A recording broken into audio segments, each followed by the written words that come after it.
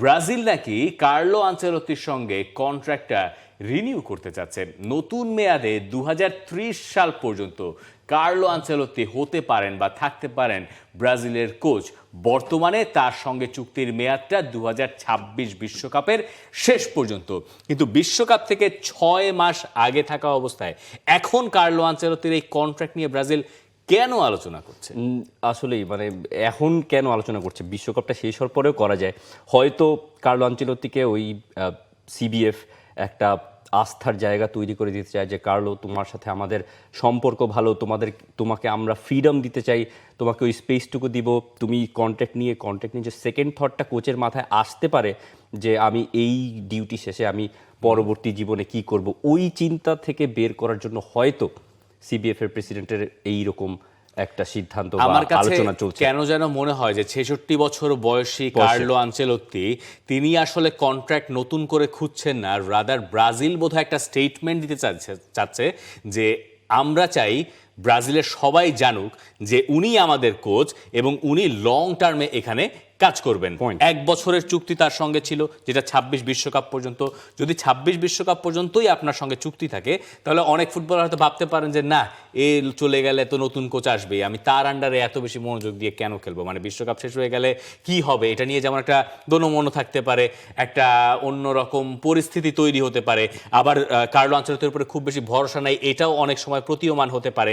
সেই ইচ্ছা থেকেই বা সেটা একটু ক্লিয়ার আউট করার জন্য সম্ভবত ব্রাজিল ফুটবল কনফেডারেশন তারা চিন্তা করেছে যে না, আমরা যদি 2030 বিশ্বকাপ পর্যন্ত তার সঙ্গে চুক্তিটা সেরে নিতে পারি, তাহলে কার্লো আনচেলত্তি যেমন লং টার্ম একটা গ্যারান্টি পাচ্ছেন যে তিনি ব্রাজিলেই থাকছেন, একই সঙ্গে ফুটবলাররাও এটা বুঝে যাবেন যে আমার যদি ন্যাশনাল টিমে ঢুকতে হয় তাহলে আমার একজনের মন জয় করতে হবে, যার নাম কার্লো আনচেলত্তি। কারণ সামনের দিনগুলোতে আমরা তো হয়তো দেখবই যে নেইমার দলে আছেন কি নাই, এটা নিয়ে কার্লো আনচেলত্তি চাপে পড়বেন। 2 রকম প্রশ্ন তাকে ফেস করতে হবে।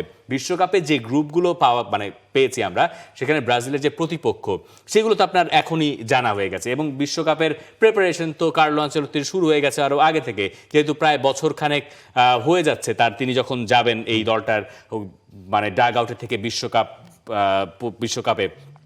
সেই জায়গায় কার্লো আনচেলত্তি এটাই ভেবে রেখেছেন যে আমি যদি এখন লং টার্ম কন্ট্রাক্টটা পাই, তাহলে আমার এই ধরনের পরিস্থিতি ডিল করাটা ইজিয়ার হবে।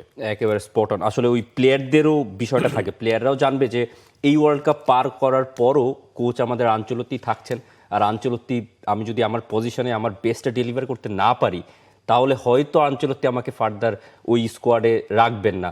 তো ওই সিস্টেমটা যে আনচেলত্তি দাঁড় করাবেন বা আনচেলত্তি স্কোয়াডের ডেপথটা সব কিছু মিলিয়ে একটা ভালো 23 ম্যান স্কোয়াড তিনি খুঁজছেন, সেখানে প্লেয়ারদের তো ওই আনচেলত্তির চোখে পড়ার জন্য তো ফাইট করতে হবে।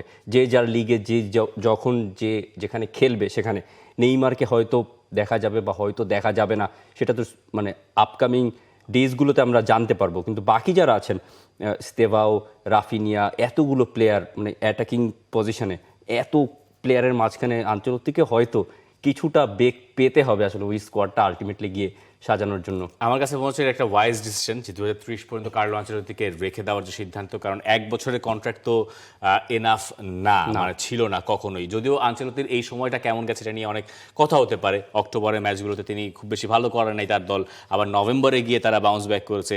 সামনের দিনগুলোতে দেখার বিষয় আছে যে কেমন করে কার্লো আনচেলত্তি, এবং ব্রাজিল দল মার্চেই আর ফ্রেন্ডলি 2টো উইন্ডো আছে, এর বাইরে আর তেমন কিছু পাওয়া হয়তো যাচ্ছে না। তবে মার্চে বোধহয় ফিনালিসিমার একটা খুব গুঞ্জন জোরালো হচ্ছে যে আর্জেন্টিনা ভার্সেস স্পেন। আর্জেন্টিনায় জার্নালিস্টরা রিপোর্ট করছেন যে এই ম্যাচটা অফিসিয়ালি হতে যাচ্ছে মার্চে, এবং সেরকম একটা ঘোষণা আছে। দেখা যাক শেষ পর্যন্ত কি দাঁড়ায়। For more updates, subscribe to our YouTube channel and click on the bell icon. Follow us on Facebook and Instagram. Download T-Sports app to enjoy exciting games and highlights. Visit tsports.com.